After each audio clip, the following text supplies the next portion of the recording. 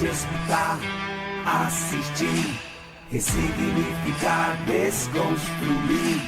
É hora de falar entre olhares e amores, no divã dos professores.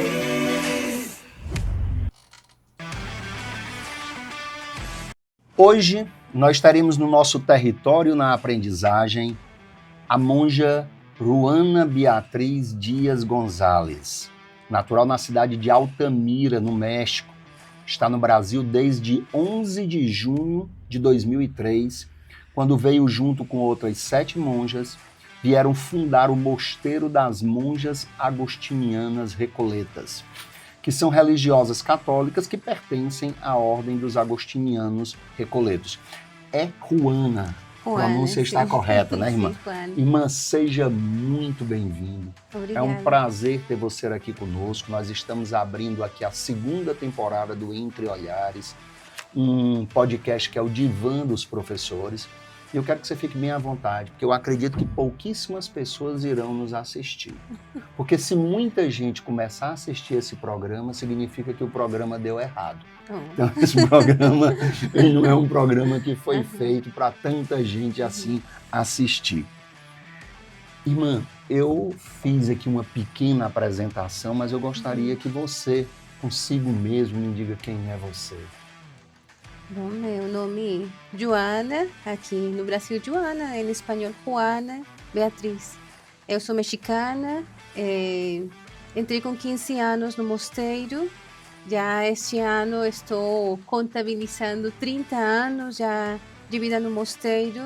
Eu já fiz 25 anos de vida consagrada também. Vim para cá, para o Brasil, no ano 2003, com um grupo de irmãs em Guaraciaba do Norte. A fundação foi solicitada pelo Dom Xavier, na época, bispo daqui da Diocese de Tianguá. A gente acolheu com muito ânimo, com muita alegria, esse convite de vir para cá, para o Brasil, mesmo não sabendo nem falar o português. Só vínhamos com a graça de Deus e a coragem que Ele nos dava. Tem sido muito bom, assim, praticamente a minha vida religiosa se tem desenvolvido aqui no Brasil. Eu me considero já mais monja brasileira do que mexicana. 8 anos de vida religiosa no México. O resto aqui já quase 22 anos aqui no Brasil. Me tem ensinado muito. Eu já como eu quase monja brasileira.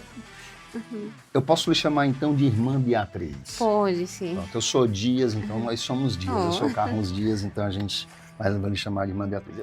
Eu estudei em colégio de freiras, irmãs. Estudei muitos anos no Colégio Santana, né, na congregação Madre Rosa 14. E eu acho que existe no imaginário logo de toda criança, né? A gente discutia muito. Será que essas irmãs antes de entrar aqui namoraram? Né? Como é que é o cabelo das freiras? São curiosidades que eu acredito que você deve escutar. Namorou antes de entrar no mosteiro? Não, eu entrei muito nova. Na época também não era tão comum. Os pais tinham mais esse cuidado. A preocupação que eu tinha era mais com o estudo. Até que alguma paquera por aí, mas nada demais. Meus pais também não me permitiam na época. Eles queriam que você fosse freira? Não, eles nem sabiam, assim. Nem eu mesma sabia com 15 anos que eu iria ser freira. De fato, eles faziam mais porque o desejo deles era que eu estudasse. Eles cuidavam, tinham todo esse cuidado assim comigo. Eu sou a mais velha da família. Eles vão aprendendo a ser pais também, então tinha todo aquele cuidado comigo. E também sempre muito católico, sempre me instruindo assim pelo bom caminho. A preocupação deles, como eu digo, era o estudo. Mas foi assim, completei 15 anos. Acredito que mesmo o cultivo da fé me ajudou a entender esse chamado de Deus. Eu não conhecia as irmãs, eu nunca quis ser, mas só que aquilo, a curiosidade leva. Eu via novelas que falavam assim das freiras, até que chegou uma hora em que eu pensei, bom, que falam as freiras? Como você já mesmo se questionava, o que fazem as freiras?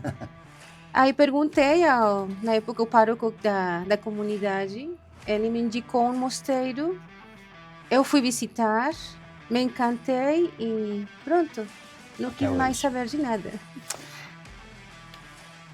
Nós vivemos em um mundo muito utilitarista, né? As pessoas, tudo que eu vou fazer se serve para o quê?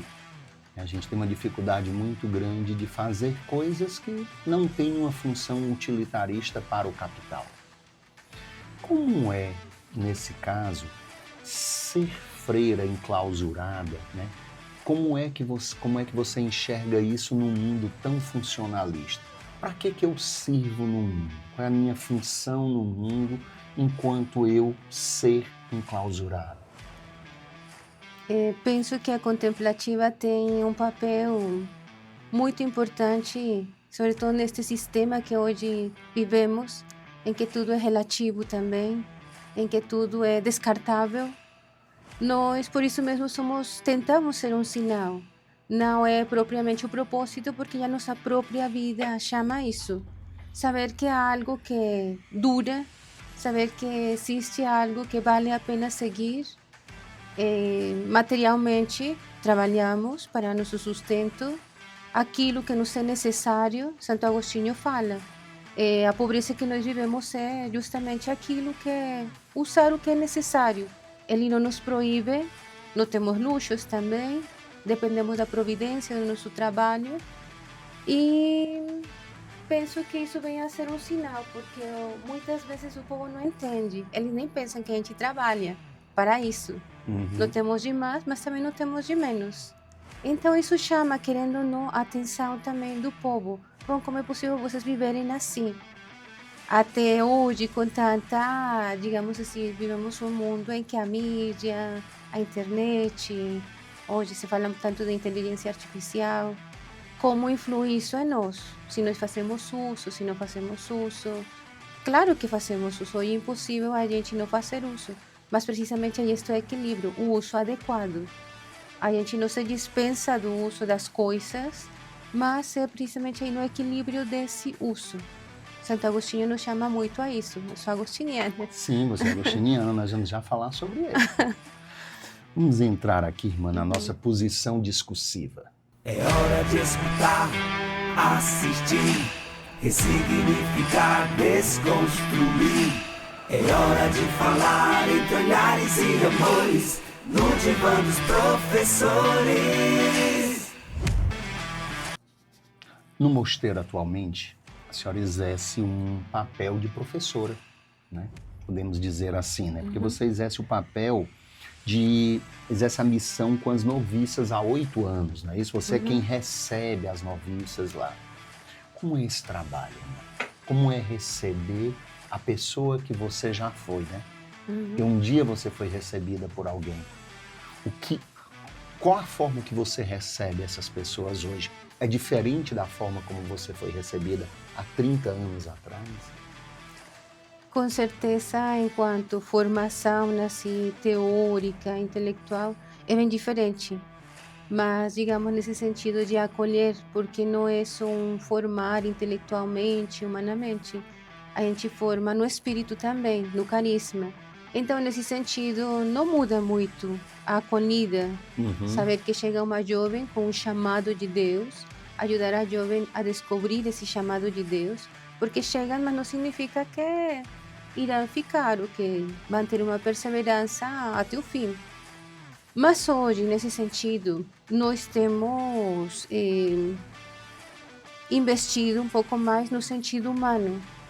Já falava o Senhor sobre hoje a sociedade, como tem relativa também, como nós acolhemos até esse sistema que hoje vivemos. As jovens vêm de tudo isso. As jovens chegam com sonhos, às vezes precisam de uma purificação desses sonhos, idealizam muito a vida religiosa, até educação também, em casa, na escola, não é suficiente enquanto valores. Então, desde fora, não é só quando entra no mosteiro, desde fora já se inicia um processo de educação de valores, de educação na vida cristã, tentando que ela saiba o valor da vida também, para valorizar também esse chamado de Deus. Voltando para a questão do utilitarismo, a maioria existe um imaginário, né, nós podemos dizer, né, um imaginário que racionaliza a linguagem religiosa, que é uma outra linguagem que não dá para ser racionalizada. Mas existe um imaginário que a maioria das pessoas que vão ao mosteiro, por exemplo, é por uma grande decepção, vamos dizer, aqui fora. Isso é um fato diante das pessoas? Vamos supor, se você pegou lá, eu recebi 10 meninas esse ano. O motivo maior é esse? Acredita que não? Acredito. Acredita que não é esse propriamente. É por isso que a gente vai peneirando desde antes. Porque logo dá para ver, a menina não aguenta. A menina, não, se não tem um objetivo claro, não aguenta. O que pode acontecer? Pode acontecer. Sim, claro. Mas, em geral, não é a ideia disso. Deus chama, e é aí onde está o milagre dessa presença de Deus no nosso mundo. Deus continua chamando. E, embora se tenham que purificar muitos valores, nem sempre esse é o primeiro propósito. Sempre é mais uma inclinação para as coisas de Deus. Como se faz, então, uma menina hoje quer entrar no mosteiro? Qual é o procedimento? Ela chega lá no mosteiro, ela vai encaminhada por alguém, é isso? É curioso isso, porque a gente trabalha, tem as irmãs que trabalham na promoção vocacional que nós chamamos, que podem participar de alguns encontros, algumas jovens têm esse contato, vão se animando. Muitas delas não perseveram, outras sim. Mas quando a gente menos pensa, porque é um trabalho que às vezes a gente pensa, pode ser ingrato. A gente trabalha, investe em umas jovens e ao final essas não ficam. Mas do nada surge alguma menina de onde você menos pensou. É dizer, um trabalho que se faz até na fé. Essa menina chega e começa assim a contatar conosco pelo Facebook, pelo Instagram, por outra jovem que lhe falou. Enfim, tem diferentes formas de chegar a nós. Entendi. Aí tem esse contato com a irmã, vai se animando, se vai formando, tem um período vocacional também, que nós chamamos uns 6 meses, 7 meses. Aí então, quando a jovem realmente, porque tem que participar, é a perseverança que a gente vê. Se ela vai perseverando nos encontros e ela quer dar o seguinte passo, então já entra no outro processo. A formação dura quanto tempo para que ela se torne monja? Hoje, até mesmo a igreja nos exige um período de 9 a 12 anos. De 9 a 12 anos. 9 a 12 anos. E o que é que elas estudam praticamente de forma teórica? Filosofia, teologia? Tem, abrange um leque de coisas, começando pelo humano, um desenvolvimento humano, formação humana. Aí vem também a formação cristã, porque muitas dessas jovens às vezes não sabem nem o catecismo ou esquecem a questão dos sacramentos, então vem a formação cristã. Depois já vem aos poucos, tudo é gradual. Sobre a Bíblia, sobre Cristologia, Mariologia. Em geral não temos cursos assim acadêmicos sobre teologia ou filosofia, mas sempre se dá uma instrução básica, temos cursos. Diferencia da formação dos padres, né, irmã? Então, os padres têm uma formação teológica da própria igreja, não é isso? Eles têm mais no sentido acadêmico. Sim, no sentido acadêmico. Nós já vamos estudando tudo isso, mas no sentido espiritual. É diferente, nós, por ser de clausura, não temos essa oportunidade de sair a estudar. Se bem que tem alguns mosteiros que se tem uma faculdade por perto, ou hoje a facilidade de estudar online, algumas já se estão formando até academicamente. Mas, em geral, é mais através de livros, cursos que vêm os frades a nos dar, formações a nível também federação, online. Então, tudo isso temos. Cristologia, Mariologia, filosofia, teologia, política. Tem frades que gostam também de instruir, porque hoje a sociedade... Temos que ter uma ideia. Sim, os mosteiros sempre tiveram monges bastante políticos, por sinal, não é? Irmã, qual é o professor ou a professora que mais marcou sua vida? No sentido de escola mesmo? Bom, eu vou lhe da deixar vida à mesmo. vontade. Hoje você é professora, né? Nós podemos dizer, né? Você trabalha como professora, você recebe as noviças, então você trabalha como professora.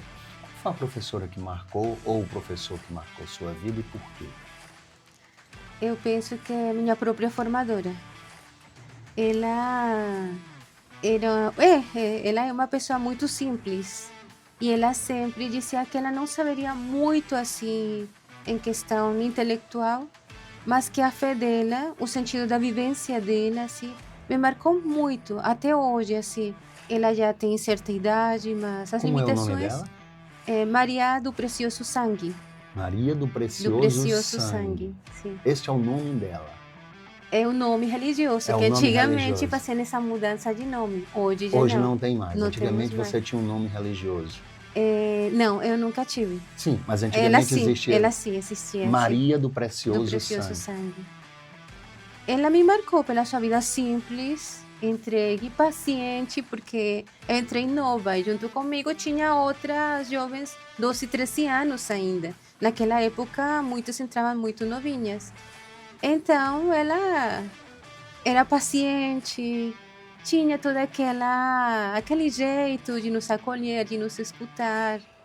Eu agradeço muito a ela assim, o exemplo de vida que até hoje ela consegue me dar. Tenho um carinho muito grande por ela e eu me espelho muito nela.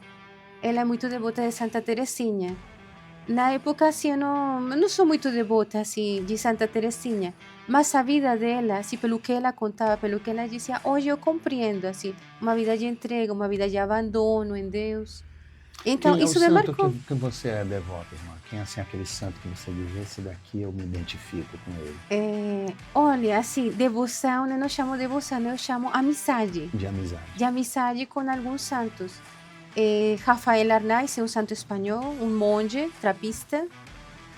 A vida dele de muitas renúncias, mas numa entrega de simplicidade muito grande. Santa Gemma Galgani e São Gabriel de Nossa Senhora das Dores. E atualmente, Carla Acutis. Carla Coutts. Carla Acutis, sim. Nas salas de aula, você assistiu muitas aulas no mosteiro, vamos dizer assim, né? Você tinha uma orientação, vou chamar aqui de ensino, de aprendizagem, né? Não é uma aula formal, mas é um processo de aprendizagem. Na sua vida, não precisa ser apenas dentro do mosteiro, mas sua vida é praticamente dentro do mosteiro. Qual foi o formato também? Obviamente você não precisa dizer o nome, da mesma forma como você teve esta irmã que lhe marcou, que você se identifica com ela, o que foi que houve que lhe marcou negativamente no processo de aprendizagem? Aquilo que você diz assim, isso aqui que fizeram comigo, eu não farei com as minhas noviças. Penso que assim, não tanto, eu não consideraria tanto como uma forma negativa. Mas o que eu vi assim na minha época poderia ser a limitação no sentido de formação acadêmica. A vida contemplativa sempre tem sido um tanto mais restrita, um pouco mais fechada, não é tão aberta assim a estudos fora, isso. Então eu posso dizer que quando eu entrei no mosteiro com 15 anos, meu desejo era estudar, me formar, chegar a ser alguém, como se fala logo, o estudo. Para mim era tudo. Quando entrei no mosteiro, eu me vi assim como um tanto cortada nesse sentido. Se bem que tinha outras áreas já para eu estudar isso. Mas poderia ter sido um pouquinho mais... Academicamente poderia ter sido melhor. É isso? É. Nós vamos trazer agora a nossa conversa para o divã. Vamos trazer aqui uma conversa para o nosso divã. É hora de escutar, assistir, ressignificar, desconstruir. É hora de falar entre olhares e amores no divã dos professores. Nós estávamos falando de Santo Agostinho, né? Que eu particularmente gosto muito, certo? Gosto muito. Né? Entre ele e Tomás de Aquino, eu gosto mais dele. Né? A gente pode gostar mais de um, né? Não tem problema, Tem né? Não é né? pecado, né? Então eu vou gostar mais dele. E Os agostinianos ali surgem no século XVI, não é isso? Ali no Renascimento, depois da Idade Média, que me parece que surge as comunidades agostinianas na Espanha. Eu estou errado? Os Recoletos. Os Recoletos. Os Recoletos. Os Recoletos. Porque existe o ramo que nós consideramos o ramo maior, a primeira ordem, os irmãos maiores, que nós podemos dizer, dos agostinianos, que foi bem mais no século XIII. Uhum. Quando surgiu a união de vários eremitas e o Papa deu um decreto de que se juntassem porque andavam mais assim, cada um no seu canto. Aí ele juntou vários monges e deu a escolher algumas regras. Existiam 3 regras para eles escolherem, entre elas a de Santo Agostinho. Então, digamos que aí foi que surgiu a Santa União, que nós chamamos, de todos os eremitas, a começar a viver a vida segundo a espiritualidade agostiniana. Se bem que Santo Agostinho já no século IV, V, que foi na época em que ele viveu, ele já tinha instituído os mosteiros. A história, as perseguições, enfim, acabaram com os mosteiros, o que nós chamamos de eclipse. Aí não teve mais mosteiro, não se conhece na história, até o século XIII, que ressurgiu de novo a história dos mosteiros agostinianos. E que tem como fundamento, né, irmã, a vida em comunidade. Tem a vida fraterna. A diferença de uma vida em comunidade de uma vida em sociedade é bem diferente. O que é que diferencia uma vida em comunidade para uma vida em sociedade? Se falamos no sentido religioso, como nós assim, é porque nós temos um objetivo claro. Temos alguém a quem seguir, Jesus. Estamos aí reunidos por um chamado. Na sociedade, às vezes, cada um se vira por seu lado. Não sei se entendi bem a pergunta. Sim, se sociedade sim. em geral, já nós temos... É algo que nos chama. Eu falava do chamado que eu tinha recebido. E por que especificamente naquela comunidade? Porque especificamente com aquelas monjas. Então é isso, a gente se sente atraído, é uma espiritualidade, é um carisma que nós chamamos, um modo próprio de viver, e o estilo de Santo Agostinho, a vida fraterna. Se bem que hoje as comunidades religiosas cultivam a vida fraterna, mas nós o temos como parte do carisma, a essência da nossa vivência. E é isso, partilhar os bens, partilhar não só os bens materiais, partilhar o próprio Deus, partilhar a experiência, a vida de interioridade, o conhecimento. O lema que nossa ordem tem é ciência e caridade. Então é partilhar o estudo, o conhecimento e essa mesma caridade. E essa ciência e caridade. Essa ciência conversa bem com a linguagem religiosa, essa linguagem científica? Ah, claro. Deus nos deu razão e nos deu fé. Então, não tem como estar brigadas. Deus nos deu uma inteligência, a inteligência nos tem que ajudar a amar melhor também. Então, essa é a ciência, né? Uma ciência como hoje, de um modo... na atualidade se pode conhecer, só o conhecimento pelo conhecimento. É o conhecimento, sobretudo, de Deus. Mas o conhecimento de Deus nos ajuda a entender melhor o conhecimento do mundo. Santo Agostinho dizia que a medida do amor é amar sem medidas. Isso não nos faz sofrer demais, não, irmã? Assim, amar sem medidas? Não, porque hay que entender, aí entra a razão. O que é amar é se amar sem medidas. Amar sem medidas, obrigada. Amar sem medidas é você se doar, é a oblação da vida. É amar o outro não porque às vezes mereça, sino porque eu lhe devo amor. Eu me sinto amada por Deus, então eu vou amar o outro. Pode ser meu inimigo, Jesus falava. Temos que amar os inimigos. É fácil? Não é fácil muitas vezes, não deixamos de ser humanos. E assim, às vezes as pessoas também confundem a palavra amar, né? Amar é uma atitude, né? Uma posição ética, né? Amar não é um sentimento. É assim que é enxergado? Sim, não, eu penso que é sim, não, porque ao final vai ser um sentimento também. Você não pode deixa de ser. Lógico, você não vai ter deixar. uma atitude sem sentir. Eu quero dizer que ele não é só aquele sentimento, vamos dizer, água com açúcar, não é isso? Ele é uma atitude. Não, é algo mais profundo, é algo que você se vai sentir e vai... É isso, no amar sem medida vem a atitude também. O que você vai amar para demonstrar esse amor. É uma ética, pode ser que é uma palavra. Hoje a palavra amor está muito desvalorizada. E isso também é um sinal que nós tentamos mostrar o que é realmente o amor. Primeiro o amor a Deus, mas também o amor ao próximo, o amor ao irmão.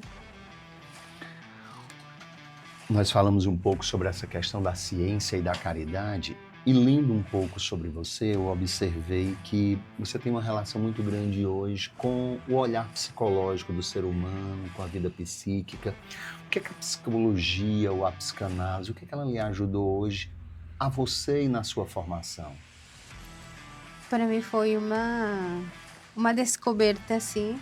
Eu penso que, falando-te da razão, não está brigada com o que realmente é a fé e me tem ajudado muito a conhecer e a descobrir cada vez mais o que é o ser humano, o desenvolvimento humano, a razão do ser também, compreender o outro, desde uma linha psicanalítica, passando por uma psicologia humana, de desenvolvimento, enfim. Toda eu não me centro numa só linha. Agradecemos muito a Freud, a descoberta que ele fez, mas não focamos nisso. Pelo menos eu particularmente não foco só nisso. Eu vou um pouquinho além. Hoje já a psicologia está bem desenvolvida. Existe psicologia comportamental, psicologia já São várias linhas. Muitas linhas. Então, para mim, até como formadora, me tem aberto assim um leque de compreensão com o ser humano muito grande, tanto pessoal primeiro, porque a primeira é a introspecção que fala Santo Agostinho. A terapia inicial é sua, irmã.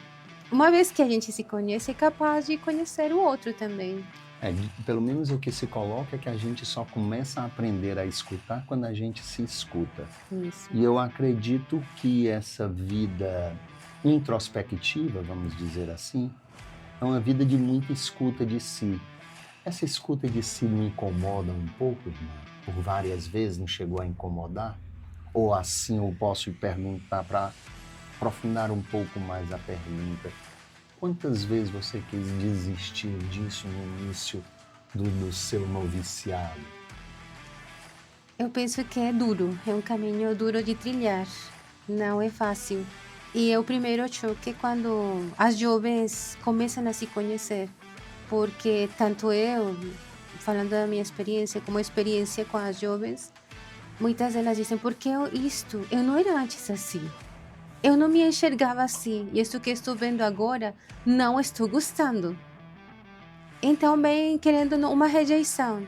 Até eu mesma assim, bom, eu antes me achava tão bonzinha, e agora eu vejo que não sou tão bonzinha assim. Porém, uma vez que a gente vai perseverando, vai encontrando a beleza de tudo esse caminhar, é surpreendente. Surpreendente realmente. A psicanálise, ela tem um espírito de porco, a gente costuma dizer, justamente por isso, né? Porque a gente começa a se ver que nós não somos essa pessoa tão boazinha que a gente diz que é, né? Esse ser tão bom, né? E que essa incompletude na gente nos causa uma angústia. Essa angústia permanente que nos faz levantar.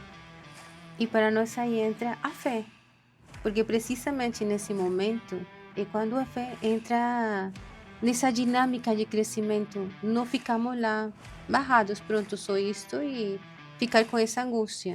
Não. A interioridade, eu me sinto assim, muito filha de Agostinho. A interioridade, que Santo Agostinho, o caminho interior que ele fez, a introspecção, entrar em si mesmo, ele já fala, entrar em si mesmo, é duro, sim, é duro. Porém, quando chegamos ao fundo do poço, é onde sentimos que uma força nos levanta. E realmente nos levanta purificados, com mais vontade, Que é a esperança, né? Mas são as virtudes teológicas, né? Fé, esperança e o amor, né? Ou a caridade, né? Como alguns colocam, não é isso? É. Não sei se você já teve um momento narcísico assim, né? Acho que acredito que sim, mas hoje eu fiz por você um momento narcísico. Eu fui olhar o que é que o ChatGPT pensa da senhora. Você já botou lá? O que é que o ChatGPT sabe sobre a irmã Juana Beatriz? Nunca ouviu? Não? Não caí nessa tentação. Pois, irmão, estava atrás de algum segredo seu que você pudesse estar escondendo e tal.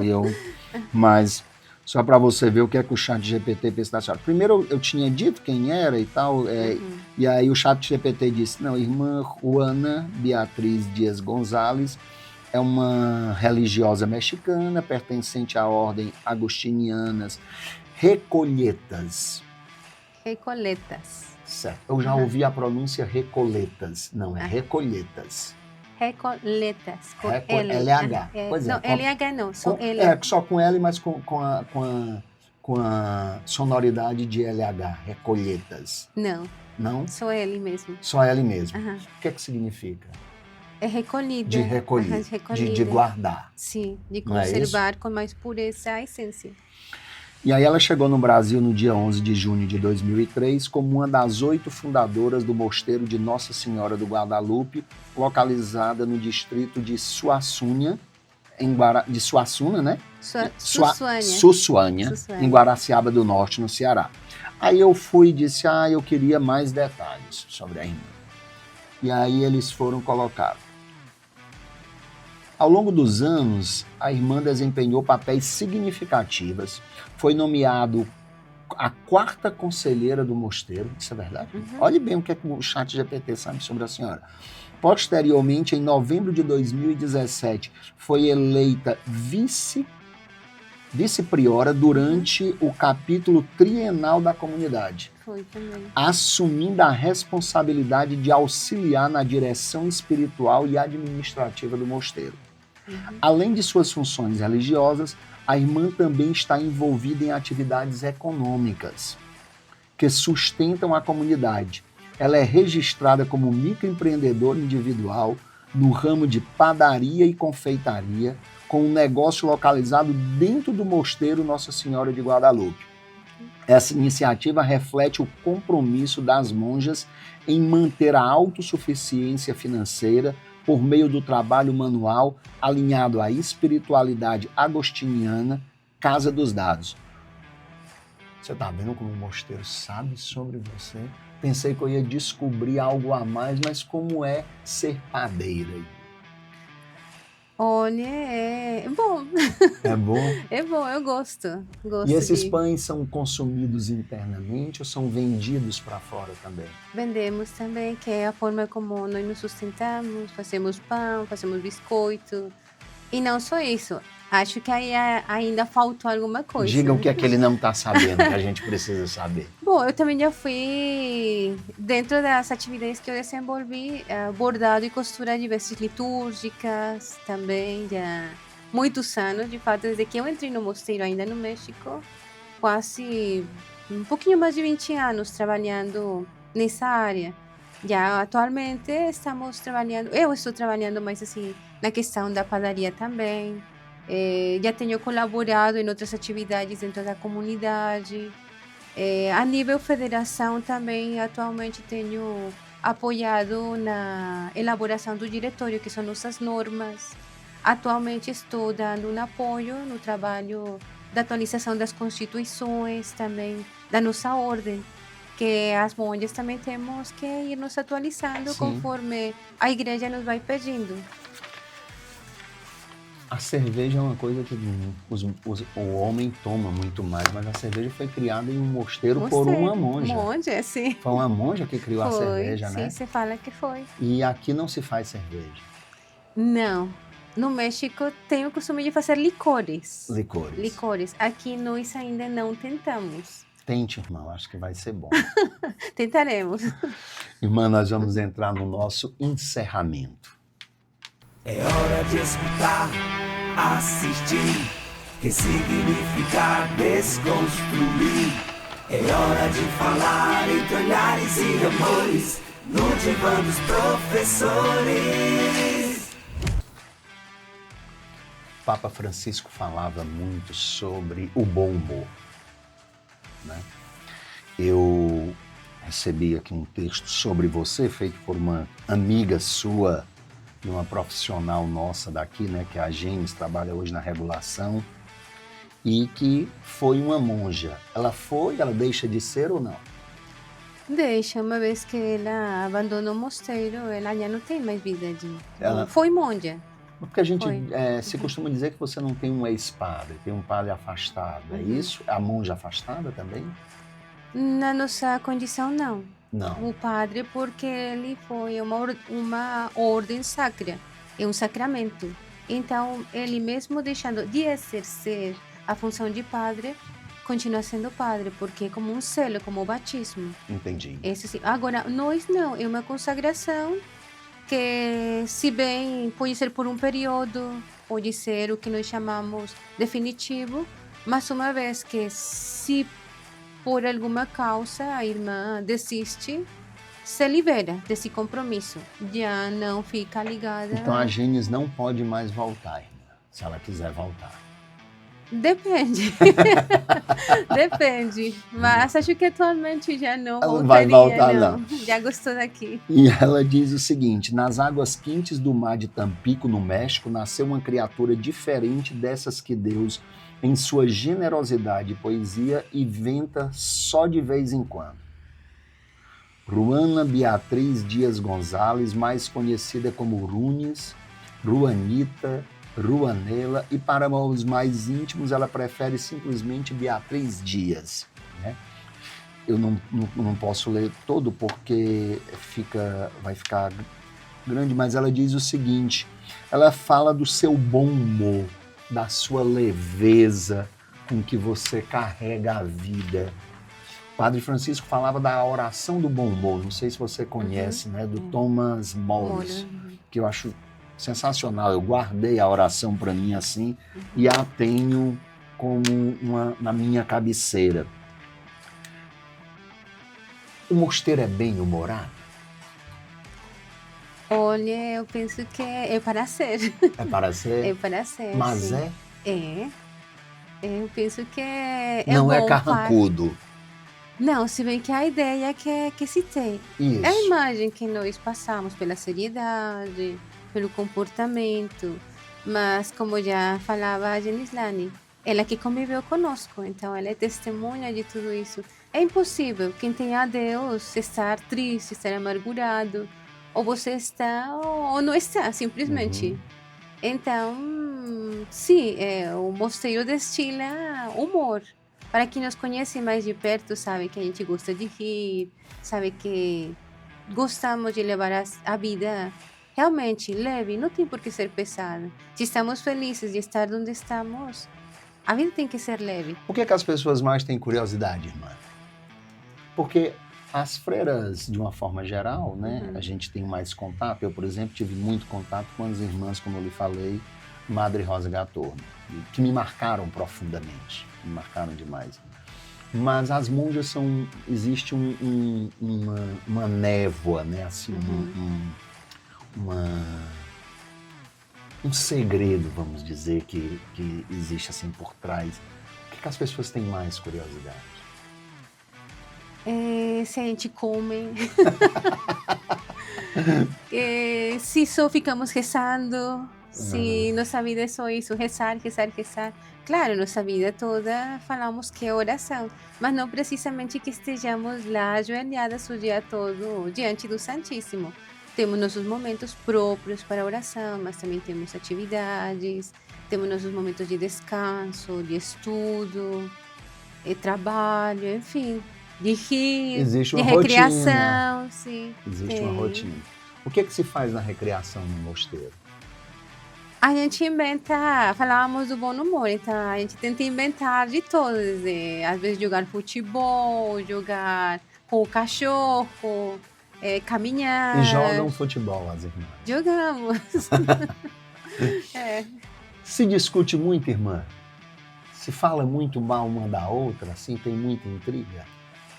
Eu acredito como em qualquer lugar? Ou lá existe algo que tem uma ética diferente ou se procura esta ética diferente? Se procura, porque em princípio nosso Pai Santo Agostinho nos fala, se alguma, não vai faltar, cada um temperamento, cada um tem seus momentos também, de repente uma é mais impaciente que outra mais calada, outra mais paciente, tem de tudo. Mas nosso Pai Santo Agostinho nos indica que uma vez que se houve alguma coisa, se peçam perdão e se perdoem uma e outra. Então, penso que vez por outra surge alguma coisa, mas nada que chegue a ser forte ou que possa durar a vida toda, assim. É normal, somos humanas. É outra das coisas que também no povo pensa, será que as irmãs não se sangam? Será que as irmãs riem? Será que...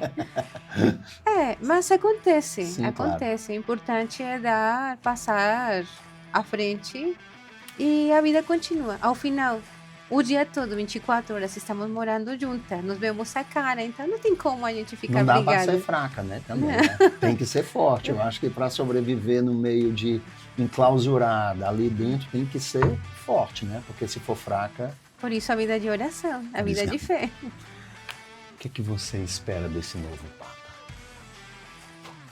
Olha, esperança para toda a igreja. É agostiniano. O que eu posso falar dele? A apresentação dele, sou filho de Agostinho, sou agostiniano.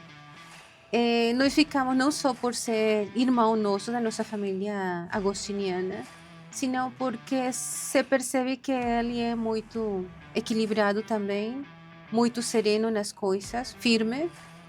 Ele é a cara de um ser agostiniano. O que já tinha tido outro Papa agostiniano? Não, né? Não, é o primeiro. Esse é o primeiro Papa agostiniano e eu acho que o Francisco foi o primeiro jesuíta. Eu não lembro agora se foi o primeiro, mas certo. Foi jesuíta. Uhum. O que diferencia um Papa agostiniano de um Papa jesuíta? Penso que a formação. O que caracteriza um agostiniano? Se você fosse caracterizar o Papa, qual que você acha que seria isso aqui caracteriza o Papa? A vida interior. A vida interior. A vida também equilibrada. Por isso que ele é mais comedido, né, gente? Estou dizendo mais comedido em relação ao Francisco, estou dizendo assim, em comparação, porque não tem como fugir dessa comparação. Eu penso que a formação própria do nosso carisma, nossa espiritualidade, nos marca. E eu vejo nele assim uma pessoa que traz esse espírito agostiniano, não só na palavra, sino no seu jeito de ser, um homem equilibrado, um homem sereno. Santo Agostinho nos convida muito a isso, uma vida interior, uma vida fraterna também, a gente falava da fraternidade, da vida em comunidade. Então, penso que importar-se com o outro também. Ele é um americano que morou muitos anos no Peru e, assim, ele deve conhecer bem o drama dos imigrantes mexicanos. Ele foi imigrante. Ele foi imigrante. A família dele vem de imigrantes. Como é que você vê o governo atual americano em relação ao seu povo, irmã? O que é que causa em você quando você vê cenas como a gente vê em relação aos imigrantes, mais especificamente aos mexicanos? Causa indignação, uma falta de respeito ao ser humano. Até não por ser só mexicanos, porque vemos que todo mundo aí paga os caprichos de uma pessoa. É algo que não tem como ser aceitável. Para mim é mais indignação e rezo para que ele também possa ter essa consciência, o coração dele realmente se converta para entender mais as necessidades das pessoas, porque já não é fácil ser imigrante. Se as pessoas vão para lá é porque teriam como ter melhor condição de vida. Ele negar isso, até com violência ou com rejeição, é triste ver isso. O